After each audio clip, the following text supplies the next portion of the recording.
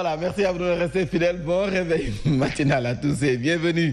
Ça se passe sur la Sen TV, votre dose matinale certainement. Vous êtes sous la couette en train de regarder la télé parce qu'il y a la pluie dehors. Voilà, Fabrice Nguema, bonjour. Bonjour Mambaye, bonjour à toutes et à tous. Un peu en retard, toutes nos excuses. Bon, vous voyez un peu la situation, c'est la pluie, c'est beaucoup de choses à la fois. Mais nous essaierons quand même de satisfaire à vos besoins, vos nombreuses interpellations par rapport à ces retards. Parce que heureusement que Sen TV, c'est un peu la diaspora. C'est un peu partout. C'est un peu partout. Au Sénégal, quand même, on est très bien suivi parce que quand vous avez des personnalités comme le Dougou Tigui, le ministre des Forces armées, toujours au rendez-vous. Toujours au rendez-vous, un homme droit dans ses bottes et qui, jusqu'à présent, au moment où on a dit on lève les restrictions, tout le monde a abandonné la distribution des masques. Lui, il continue. Tout le monde a abandonné cette histoire de distribution des masques. Donc c'était du pipeau. Vraiment. Non, c'est maintenant qu'on a besoin de masques. C'est maintenant. Tous les gens qui se levaient, oui, j'ai donné 3000 masques, 2000 masques, 150 masques, 8 masques, 12 masques. C'est maintenant qu'on a, au regard un peu des explications des scientifiques, puisqu'on a levé certaines mesures. Maintenant, c'est le port du masque qui est obligatoire. C'est maintenant qu'on a besoin de masques. C'est maintenant. On ne va pas nous dire que tout ce qui a été distribué comme masque suffit. Et il faut aussi saluer un peu le bon travail de Dame Diop. Dame Diop. Voilà, qui a quand même participé à la confection de beaucoup de masques. Et saluer le bon travail, le très bon travail de Sidiki Kaba, l'homme de Adessor. Non, lui, il a fait la différence entre ses activités publiques et les activités au plan social. Social, local. Tu crées une association. Non, c'est-à-dire toute personnalité doit quand même faire comme Dougou Tigui. Tu crées une association ou un mouvement pour le social. Et tu fais tes activités publiques. Vraiment. Ça veut dire quoi? Ça veut dire qu'on n'a pas besoin que tu sois là pour que les choses bougent. Et le Dougou Tigui a des sorts. C'est ce qu'il a compris. C'est des exemples. Ça veut dire qu'il a de la science quand même. C'est ce qu'on appelle de l'intelligence en mouvement. De l'intelligence en mouvement. Ouais. De l'intelligence en mouvement. La laïcité doit être contente. Absolument, parce que le cerveau, là, il doit servir à beaucoup de choses, à tout. Voilà, il faut repousser les limites. Je veux même être un peu tièdo. Il faut atteindre Dieu en matière de réflexion. Waouh. Être un peu tièdo. Ah ouais, non, bien entendu. Alors, un clin d'œil à Jack Bauer, qui probablement nous suit. Bonjour à vous, monsieur le maire et plénipotentiaire de la Médina. Bamba Fall. Bamba Fall. Bamba Fall. Baba ti Asamansi, ti Diaougui, ti Souf. Bamba. Everywhere, partout. International, universel, mondial, Bamba. Voilà. Ça, c'est le grand maire de la ville. Sans oublier le maire de la ville de Rufisque. Ah non, j'ai des inquiétudes. Franchement, je ne sais pas, mais espérons qu'il y ait plus de peur que de mal. Ou bien peut-être Ben Ndiaoundjortelerek. Oui. Espérons-le. Je crois que Ben Ndiaoundjortelerek. Mais vraiment que Dieu me... Mais quand même, Tons, bonjour, bon courage. Et Tons, vous avez toujours nos encouragements. Vraiment. Vous êtes un homme dur, un homme fort, un homme pieux, un homme croyant, même si quelque part vous avez un peu des ramifications du côté de Lat-Dior Ngonelati. Il y a une grande histoire à Tenguet d'un homme qui a défié le commissaire Toubab. Ah, vous connaissez l'histoire? Bon, bref, merci de nous suivre. Mais l'officiel, il nous suit. Ouais, comme à Cannes. Joli cœur. Joli cœur Cannes. Joli cœur Cannes. Voilà. Et Amadou Sy, en coltant. Amadou Sy, en coltant. Parce que c'est lui qui s'occupe de mon père et tonton, monsieur Ok et commis Jean-Pierre. Merci Amadou Sy. Tantine Brigitte également, ça je salue. Mais Nken Angèle. Ça, c'est la maman. Ouh. Merci à vous. Angèle. Non, elle a le cœur, c'est-à-dire Dieu lui a donné un cœur. Voilà, merci maman à vous. Merci également à nos amis de Paris, la France, Ouri Cissé, Babokar Diallo. Uri, non, il faut rouler sur le R. Uri. Voilà. Khalifa Altal de Absolument. Absolument. Cissé. Vraiment, vous êtes nombreux. Tous les gens de Tenguet, Ndiaye Diop, l'homme des 4C, l'honorable député Souleymane Doye, le président du conseil départemental de Rufisque. Prompt rétablissement à vous. Oui, absolument. Alors, l'actualité qui reste dominée Mais justement, on commence par la tribune. Alors, la tribune parle d'un grave accident à Thiès. C'est un train qui a décapité un homme. Donc ça, c'est une question de sécurité. Décapité, vous dites? Décapité un homme, c'est-à-dire le train est passé sur un homme. Alors, quand on lit l'article, on se rend compte que c'est quelqu'un qui a des problèmes. Voilà. Donc, vraiment, c'est un malade quelque part. Donc, voilà la situation qui se pose. Donc, il y a une question de sécurité. Et là, je parie que Assoumana John, il va être sur ces grands chevaux-là.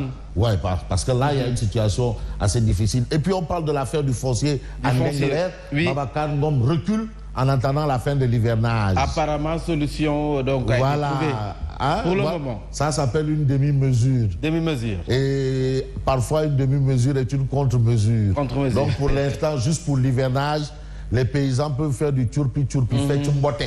Mais jusqu'à quand? Il y a les réclamations. En tout cas, jusqu'à la fin de l'hivernage, indique bien entendu tribune. Et puis, Actu Corona, les cas communautaires explosent avec de nouvelles contaminations à la veille de la fête de la Tabaski. On a vu un peu des gens qui s'inquiètent par rapport à la Tabaski. L'affluence dans les lieux de vente de moutons. Donc aujourd'hui, quand même, il y a l'alerte à ce niveau. Voilà. Donc on peut retenir Ziguinchor, près de 2 millions de francs CFA en faux billets saisis. 3 hommes arrêtés. Ça, c'est les informations de la tribune. Une autre information de la tribune, voilà, qui ne va pas te plaire. Laquelle? Qui ne va pas te plaire. Là, je suis sûr de ça. Parce que aussi, nous, la journaliste, on se prend pour des dieux. Alors que nous, un gang de trafiquants de drogue débusqués à Cap Skirring. Cap Skirring, c'est en Casamance. Ziguinchor, un gang de trafiquants de drogue débusqués au Cap Skirring. Le cerveau est un journaliste. Comment? Bon, voilà. Vous dites quoi? Voilà. C'est quelle info ça? Voilà. Voilà, le cerveau est un journaliste. Il n'y a donc les dieux. Il ne faut pas qu'on croit qu'on ne peut pas être au-dessus. Là, on n'est pas des enfants de Dieu. Le journaliste n'est pas un enfant de Dieu. Bon, alors on s'intéresse à Sud Quotidien. Affectation des terres au privé, non-implication des populations, foisonnement des conflits fonciers. Parce qu'on en a connu, en Ban, à un moment où il y a eu mort d'homme. On en a connu un peu partout. Voilà. Alors, l'inertie coupable de l'État. L'inertie coupable de l'État, et c'est ce qu'on a à la une justement de Sud Quotidien. Sud Quotidien évoque un autre point, c'est le lynchage des présumés voleurs. Maintenant, tu attrapes un voleur, tu règles son problème avant que la loi n'intervienne. Alors que c'est le travail de la loi. On ne se fait pas justice. C'est ça. Voilà. La justice populaire gagne du terrain. Et là, c'est Sud Quotidien qui alerte. Parce que la justice populaire, on ne sait pas jusqu'où ça peut nous mener. Ça, c'est des problèmes. Des problèmes de la société. On peut s'intéresser, par exemple, à Vox Populi. Litige foncier entre les paysans et Babacar Ngom Sedima. Ngom Guinard. Bon. Laf ou Guinard. Tu préfères le laf, le pod ou bien les pilons ou les qui? Bref, litige foncier entre les paysans et Babacar Ngom Sedima maquilleront les terres de Ndengler. En attendant une solution définitive. Donc ça, c'est une solution provisoire. Le chef de l'État choisit de calmer les esprits au moins jusqu'à la fin de l'hivernage en permettant aux paysans de jouir de leur champ. Juste le temps peut-être de manger leur dernière récolte de leur champ. Il y a le Rekham. Est-ce que c'est ça? Alors, on a la réaction de Ali Ngouingaï. C'est une issue heureuse pour les populations. C'est ce qu'indique justement Vox Pop. Et puis, affaire de la voleuse malmenée et victime d'attouchements sexuels. Les auteurs de la vidéo scandale de Sacré-Cœur arrêtés. Fallait s'y attendre. Ah oui. Parce que fallait s'y attendre. Non, voilà la situation. C'est pour ça qu'il faut faire attention. Ce que tu penses là, c'est pas une loi. Non. Ta façon de réfléchir là, c'est pas une loi. Attention. Diplômée, et la dame Ndekete, la dame, attention, diplômée du César, la jeune femme malmenée est une fonctionnaire qui souffre de troubles psychiatriques. Vraiment. Mambay Ton Dougalaj. Le corona a fait 170 morts en 140 jours au Sénégal. Ça, c'est ce que... 170 morts en 140 jours au Sénégal. Ça, ce sont les informations, bien entendu, de Vox Pop. Et puis, dégâts des pluies à Linguère. Donc, Alingou Ndiaye est sommé de laisser Ndengler et d'aller là-bas à Linguère. Qu'il laisse Ndengler là-bas et qu'il aille régler ses problèmes à Linguère. Ouais, voilà. Laisse les Ndengler. Bon, c'est vrai qu'il est ministre de la République. Quand on est ministre de la République, on est ministre de Ndengler, ministre de Boinadji, ministre de Tataguine, ministre de Kourounar et de partout. Bon, voilà. Dégâts de pluie à Linguère, le pont de Dodi, emporté par les eaux. Le pont de Dodi. Une femme devant accoucher, coincée dans un Wupouya. Et qui connaît Wupouya? Mamba, tu connais le Wupouya? Wupouya. Ah, c'est le moyen de transport que tu as dans la zone de Linguère, Louga et tout ça là. Hein? Wupouya. Voilà, c'est le Wupouya. On peut s'intéresser à Réumi quotidien. Pourquoi pas? Maki restitue aux populations leur terre. Abdoulaye John. La star. Tu as vu, c'est lui, tu as vu avec son Tingado. La star de Tingado, non, c'est qui Nyangman là. Donc là, tu vois qui Saïrma et Bâtiment. Saïrma et Bâtiment. Regarde. Abdoulaye John, le héros de Ndengele. Donc on va maintenant l'appeler Abdoulaye John Ndengele. Voilà Abdoulaye John Ndengele. Non, regarde. Amna mom, hein? Donc, Yengel Affaire. Cette image a fait le tour du monde. Alors, on peut passer à quel journal? Essayons de nous intéresser à l'Observateur. L'Obs. Pourquoi pas? FMI, premier examen de l'instrument de coordination des politiques pour le Sénégal. Les chiffres de l'effondrement de l'économie. Tous les comptes sont au rouge. Une dette considérable, aussi bien intérieure qu'extérieure. Voilà la situation que nous avons ce matin. Et c'est ainsi que je vous dis à demain. Rendez-vous demain, Fabrice Nguema. Fabrice Nguema que vous retrouvez sur la 89.7 pour la revue de la presse radio. Tout de suite, le journal.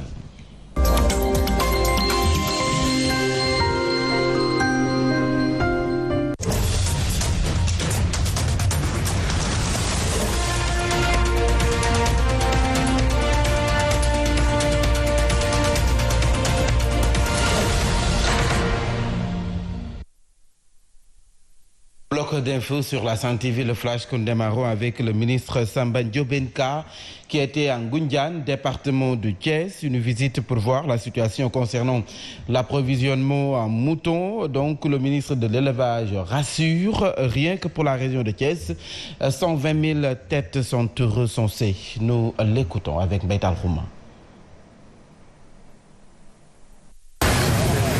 L'année dernière, on était à la J-11 aux alentours de 53 000 têtes.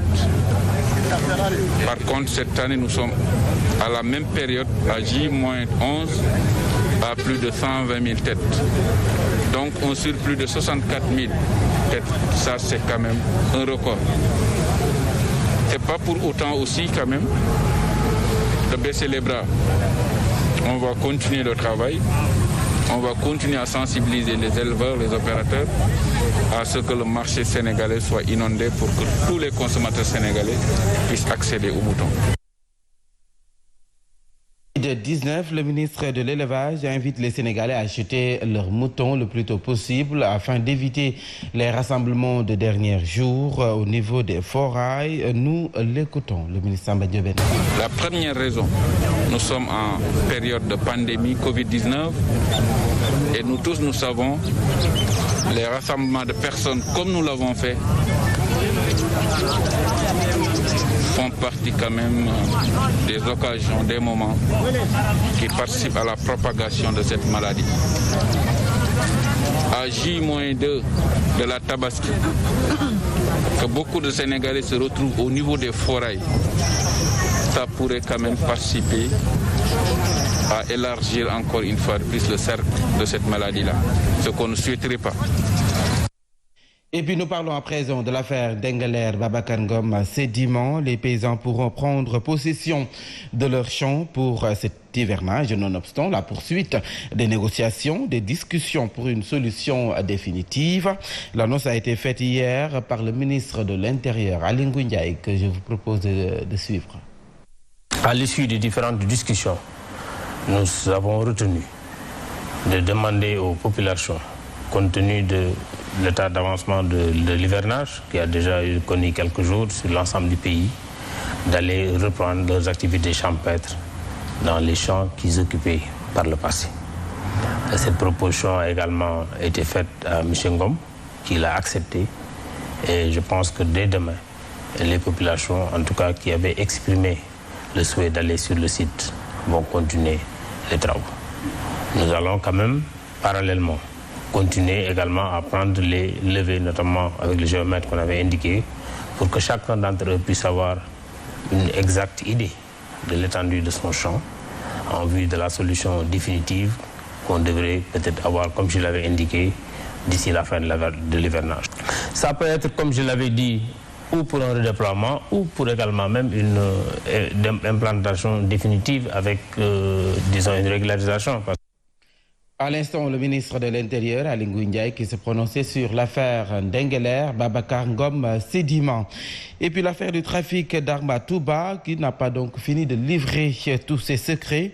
Des agents du commissariat de Gouy-Mbind et de la sûreté urbaine venus de Dakar ont procédé hier à de nouvelles arrestations. Le présumé trafiquant interpellé samedi dernier à son domicile à Madiana 2 est interrogé au poste de police de Gouy-Mbind. Rappelons qu'un important arsenal composé d'armes et de munitions a été saisi chez lui. Et nous restons à Touba. La ville religieuse abrite un marché où l'on peut se procurer des armes et des munitions. Il s'agit du célèbre marché Ocass où s'est rendu notre reporter Abdoulaye Diagne.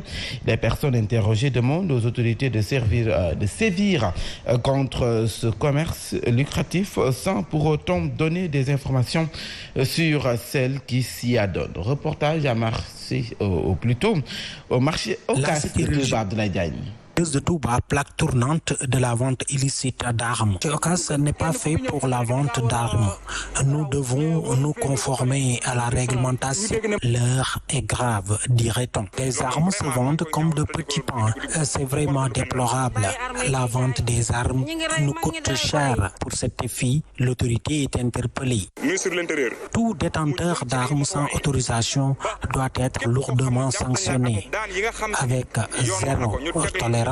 Cependant, la psychose reste le sentiment le mieux partagé.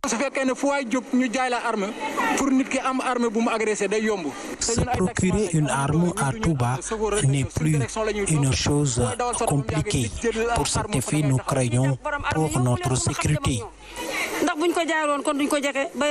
Par conséquent, la police se déploie pour mettre fin à ces activités délictuelles qui justifieraient la recrudescence de l'insécurité dans la cité religieuse de Touba. La cité religieuse de Touba.